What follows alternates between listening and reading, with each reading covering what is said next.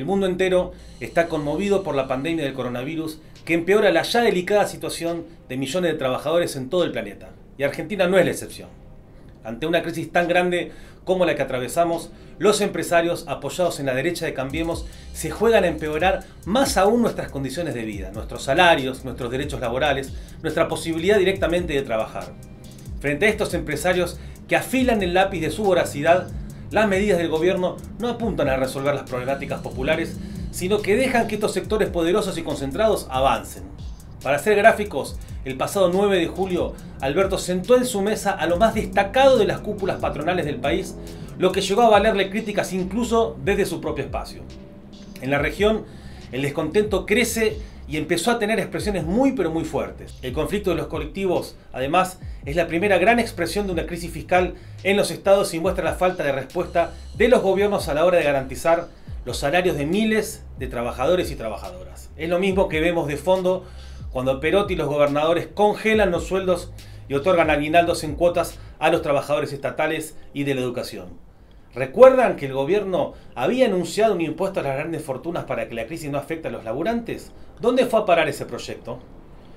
El tema Vicentín también abrió la puerta a un debate mucho más profundo de lo que pretendía el gobierno.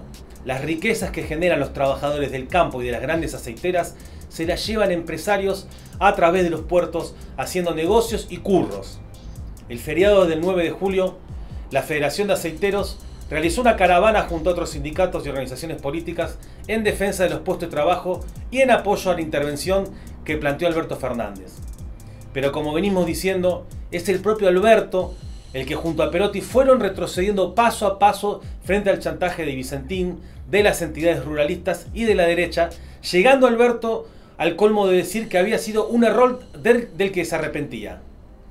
La única manera de garantizar la defensa de los puestos de trabajo es enfrentar a Vicentín y sus intereses, como hacen los trabajadores y las trabajadoras de la algodonera Avellaneda, que hace semanas que paran y pelean por sus salarios verdaderamente de hambre.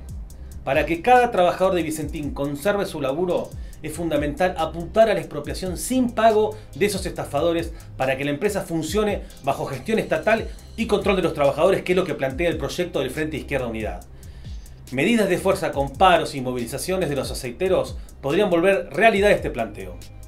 En sintonía con el siga para los grandes empresarios, el gobernador Perotti no parece conmoverlo el reclamo de miles de docentes, estatales, médicos y enfermeras que trabajan para la provincia. Sin meses de discusión salarial, con aguinaldos en cuotas, con más de 20.000 reemplazantes abandonadas a su suerte y presionadas por la vuelta a clases en agosto que exige la ministra de Educación Cantero, la docencia santafesina pasa momentos de tensión. La conducción sindical de Sonia Leso extiende su manto de pasividad para garantizar gobernabilidad a Perotti sobre el abandono de las demandas de las maestras. Por su parte, las seccionales opositoras de AMSAFE lanzaron la convocatoria a asambleas docentes para debatir y votar cómo continuar sus reclamos. Los y las trabajadoras de la salud también la ven complicada. La precarización del sector que precede a la pandemia se profundizó exponencialmente con el avance del virus. Médicos residentes que cubren jornadas de hasta 36 horas sin franco o reemplazantes en centros de salud que vienen cumpliendo licencias desde marzo con los llamados contratos COVID. Muchísimos trabajando como monotributistas, no rentados o directamente negros, sin RT ni aportes jubilatorios, a la par que avanzan los casos de contagios de trabajadores del sector, como ocurrió en Rosario o en Venado Tuerto hace algunas semanas. Tanto desde ATE como desde Ciprus vienen denunciando esta situación, lamentablemente sin respuestas. En Capitán Bermúdez hay 120 familias que vienen reclamando de forma urgente la continuidad de su fuente laboral. Son las y los trabajadores de la ex Verbano.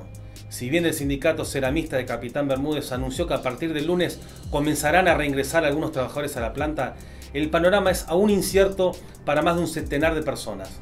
Los ataques patronales y la respuesta de trabajadores también se hacen sentir en el sector gastronómico.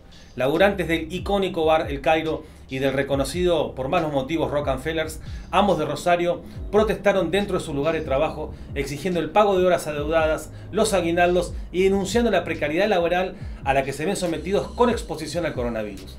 Estos trabajadores, muchos de ellos jóvenes, se suman a la ola de descontento que vienen teniendo los repartidores de las aplicaciones como punta de lanza, como así también a pibes y pibas que se organizan dentro de la red de trabajadores precarios e informales. Como vemos, hay amplios sectores de la clase trabajadora que reflejan la voluntad de pelearla y sobre todo que hay fuerza para poder hacerlo. El gobierno hace gestos de querer avanzar sobre los llamados poderes reales, pero se queda ahí, en gestos, y a veces ni siquiera en gestos. Hay que ocupar ese lugar, la calle, que la derecha pretende usurpar para defender a estafadores y a la propiedad privada de un puñado de parásitos que hacen negociados a nuestras costillas, siempre de la mano de distintos gobiernos. ¿Cuánto más avanzarían los ataques de empresarios y las medidas antipopulares de Perotti si enfrente tuviera la fuerza de los grandes sindicatos de la provincia y la fuerza del conjunto de los trabajadores? Poco probablemente. Pero hoy esos sindicatos avalan o directamente apoyan la política del oficialismo a costa de permitir ataques. Es ahí donde las organizaciones que están en la calle hoy pueden jugar un rol movilizador clave. Un gran paro regional, convocado por los aceiteros de Rosario, las seccionales opositoras de AMSAFE, CIPRUS, ATE y demás sindicatos, podría plantear esa necesidad como algo concreto.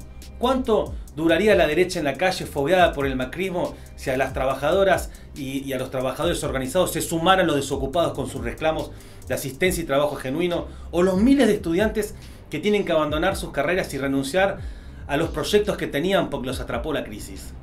Desde el PTS, como parte del Frente Izquierda Unidad, creemos que esos sindicatos tienen la fuerza para convocar al paro e impulsar la unidad con otros sectores que no están dispuestos a pagar la crisis, como son los choferes. El sindicato aceitero ocupa un lugar estratégico en la economía nacional.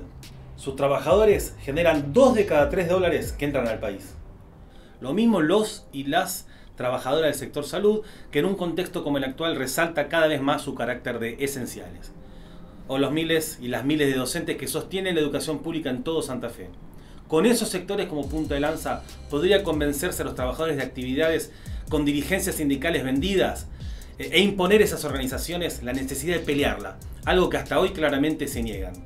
Pelear por torcer la realidad con los métodos de la clase trabajadora junto a los desocupados, estudiantes y jubilados, cada día que pasa se convierte más en una necesidad, porque a la salida de la pandemia hay una crisis enorme que los capitalistas ya están descargando sobre nuestros hombros y los gobiernos no paran de demostrar de qué lado se van a posicionar. Por eso depende de nosotros. Muchas gracias por acompañarnos en una nueva edición de Sin Vueltas. Hasta la semana que viene.